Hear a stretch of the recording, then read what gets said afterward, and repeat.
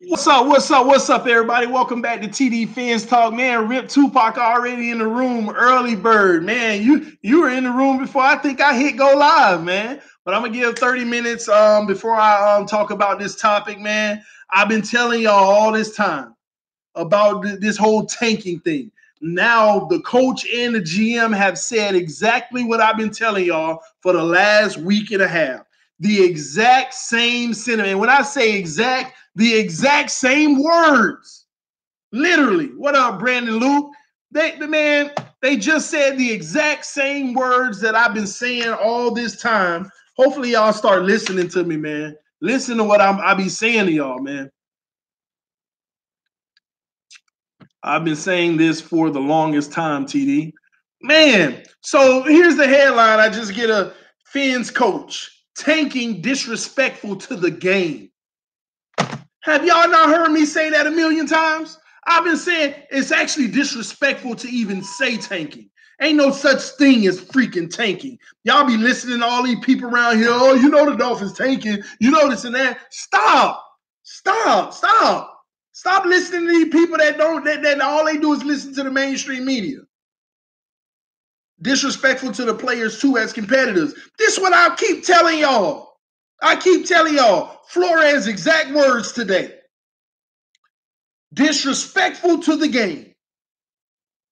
Tanking. Disrespectful to the game. Miami Dolphins coach Brian Flores doesn't even like to hear the word tank. What did I say the other day? It actually aggravates me when I hear that. Aggravates me. I ain't repeating what he said. This is what I said. Now he comes out and say the same thing. Gosh. So when the question was brought up about the common link between the 2019 Dolphins and tanking, he was emphatic that he wouldn't stand for it. Emphatic, y'all.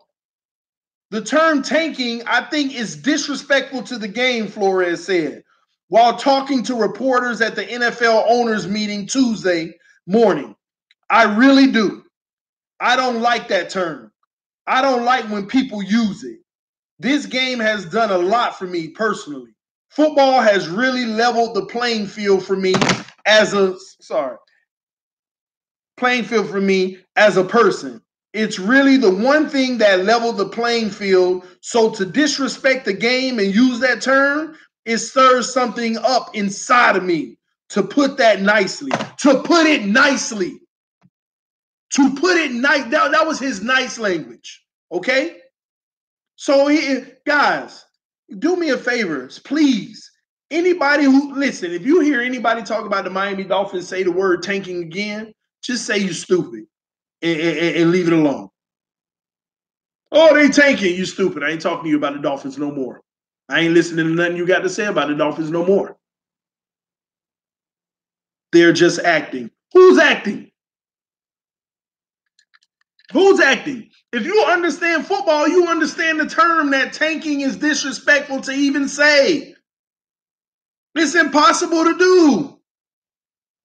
I don't get why people think that coaches would tank when their job's on the line. Every time they say, oh, this team tanking, why did the coach get fired at the end of the year? If they tanking and it was an intentional thing, then why did the coach get fired? Ain't he gonna be the main person in on the tanking?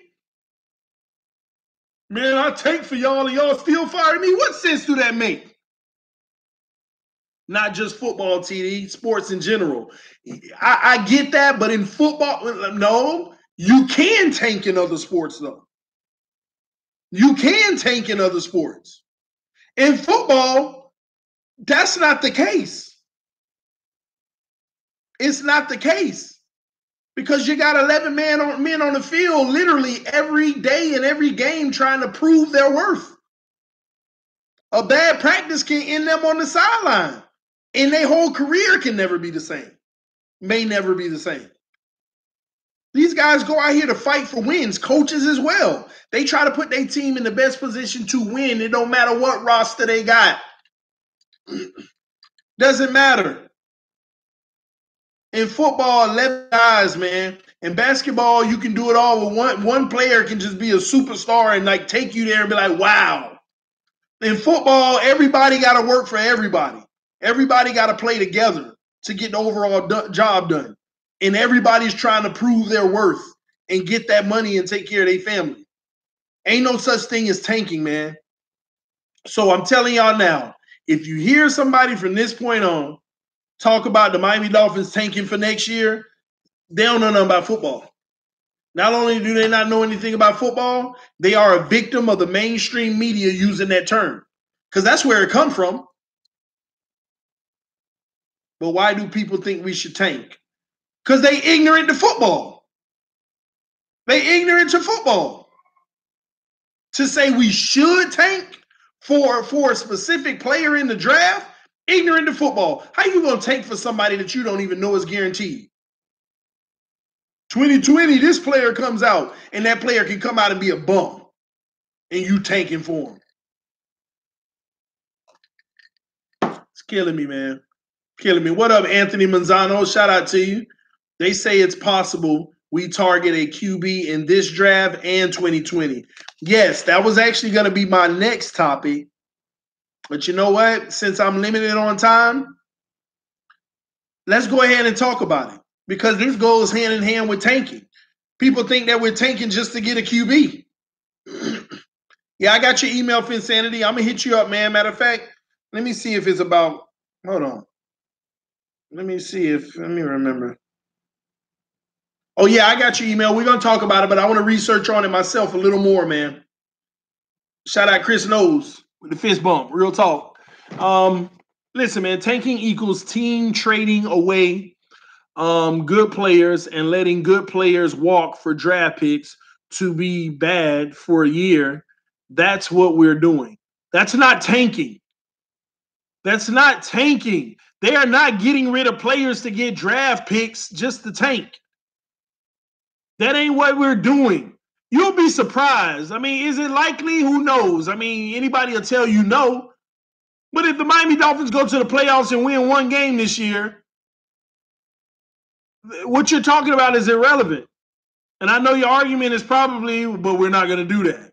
No. You go out and you try to win games. You just don't want to be in salary cap prison. So teams trading away good players and letting good players walk for draft picks? No, that ain't tanking. That's not overpaying for good players. Huge difference. That may be your thought process on it, but for me, my thought process, we're trying to get rid of these players that's going to have us in salary cap prison. Salary cap prison. I'll do you one better. What if we kept Pouncey and we were giving him $12 million a year? What if we kept Landry and gave him his $15.1 a year? Ajayi, based off of his Pro Bowl season, what if we gave him another $12 million a year? What if we went ahead and said, can't wait, we're going to give you another 10? Who else we got? Juwan James, don't worry, we're going to give you that $12, $13 million that they gave. I believe that's what it was. Oh, let's go get a top quarterback and pay him $25 million a year. Do you know that what I just mentioned, I didn't add it up, but it got to be over $100 million right there. And we're only talking less than 10 players, and you got another 42 to sign? And if you do the math, the other 42 going to get on average $2 million. What kind of team can you build with 42 players on an average of $2 million each? I just named like 7, 8 players that'll total $100 million. And if the salary cap is $190 million, 43 players on average $2 million each. What kind of team can you build? If you got 43 players on your roster and they get average of $2 million each, and I ain't even talking about Kenny Stills $11 million. I ain't even talking about Bobby McCain's 7. I ain't talking about Rashad Jones 19. What are we talking about? It's not letting good players go for draft picks. No, you let these good older players go so that you can get back young and you can afford a good team. You can afford a good team. And then on top of it, you let all these players go, and these players didn't net you nothing but 7 wins anyway. What are you talking about? Come on, man. If the Dolphins go to the typical 6-10 or 7-9 isn't tanking either, then we are the same spot as this year with just 120 million in cap. LOL, they're focused on the cap space for 2020. Facts. That's, oh my gosh. Like somebody just said earlier, you got to use 91% of your salary cap. So you act like, because we're saving 120 million right now, we're saving some of that money to carry over to next year. You can't do that. You can't do that. So what are you talking about, man? Appreciate you, Chris, for letting me know that. SJ Wolf, you're spot on. Look at how the Patriots work. They never keep someone who is going to be a top paid player on their roster. Brady isn't the highest paid QB. Gronk wasn't the highest paid tight end. So you mean to tell me, based off of what you're saying, the Patriots tanking? Because they just let a 26-year-old all-pro left tackle go because the year before they drafted his replacement as his backup this year. Talk about a left tackle that win you a Super Bowl. A 26-year-old left tackle, they let him go. So are they tanking? Somebody don't sound right now. Somebody getting ether right now. What you said is totally false. And that's your proof right there. So you mean to tell me them letting go they left tackle mean they tanking? Because let me read your definition again. Make sure the Patriot situation falls into that before I falsely accuse you of just being wrong. Tanking equals teams trading away good players, okay, and letting good players walk, like the Patriots did, they left tackle, for draft picks to be bad for a year. Okay, the Patriots trying to be bad this year. Like they do every year when they let players go. Every single year that are great. Every year. Tank, not take. Did I write take? I don't know. Maybe it's wrong. It's a typo. Then I'll fix it when the stream is over. If that was me you're talking to. Oh, tank. Okay, you talk about yourself. Some folks think that we have to tank in order to get a good pick next year. That's ridiculous. And then they wonder why. If we do go 4-12 and we get the number 1 overall pick, why that number 1 overall pick ain't even work out. Tanking. Oh, that's just disrespectful. Tanking. And do y'all realize the number 1 pick overall don't even be working out? And you say tanking for a number 1 pick? It's not the case, man. And y'all want to make it seem like Flores and them just saying what they supposed to say. Oh, these guys are coming to try to win games, man. I keep on making this argument. How do you evaluate talent if you quote unquote tanking? How do you evaluate the talent if you're trying to lose? How do you evaluate your talent if you're not trying to see what their max potential is? Week in and week out. How do you evaluate talent? Some of y'all don't make no sense when you say stuff like that. I don't like tanking, but the Dolphins seem like they're not enthusiastic about this year. Define enthusiastic. Define enthusiastic. I wonder. And once again, I know y'all hate when I do this, but I'm gonna keep doing it because it's a fact. Fact, not a fact, but a fact. I'm gonna do it. The Patriots don't seem enthusiastic any year. So that's why I say define enthusiastic. What do you mean? We have no elite talent on this team. We are not the Patriots. Oh, I'm glad that you finally want to say that Xavier Howard is an elite. Rashad Jones is an elite. Minka Fitzpatrick is an elite. Laremy Tunsil is an elite. No, according to you. No elite talent, y'all.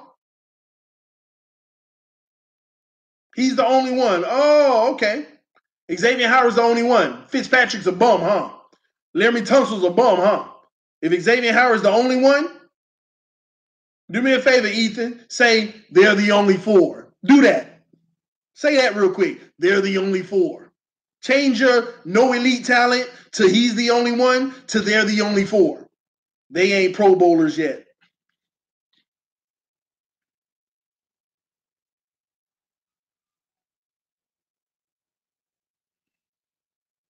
Xavier and Laramie actually are elite. But first you said no elite talent. Then you said he's the only one. Now you got 2 of them in there. Do you want to keep going? Minka's almost there. I'm curious. Who's elite on the Patriots? I'm talking to Ethan right now. Can you name the elite players on the Patriots? Watch this, y'all. Pro Bowl is a popularity contest. I would semi-agree about that, yeah. Now we're gonna try to wait on Ethan. Who on the Patriots is elite? It's gonna be interesting. Belichick and Brady. Oh, so they don't have any elite players on the offense either, or the only one. But they win Super Bowls. Edelman, Flowers. Okay. Gronk and Brady. You just named 4. Any more? Any more? Edelman, nope. I'm just entertaining Ethan right now. Greatest coach of all time. This is my point exactly, Ethan, and why your whole point was wrong about the whole tanking definition. You said ain't no elite talent on the roster. Patriots ain't got more elite talent than we do. Yeah, you will argue that. But we got 4, they got 4. Yeah, Gronk retired, but I'm just talking about the Super Bowl winning team just now. They got 4, we got 4. So what are you talking about?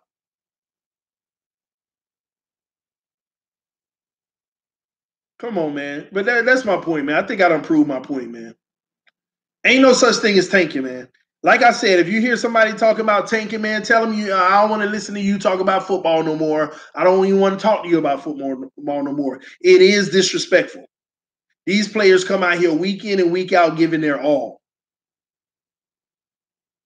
It's disrespectful for a franchise to even put players in that position. If you got 11 on that field and it's the best 11 that you could put together at the right price, you trying to win. And Flores confirmed that. Grier even said it. Grier just came out and even said it. He said, no, we ain't tanking. No such thing for us. Period, man. That's what it is, man.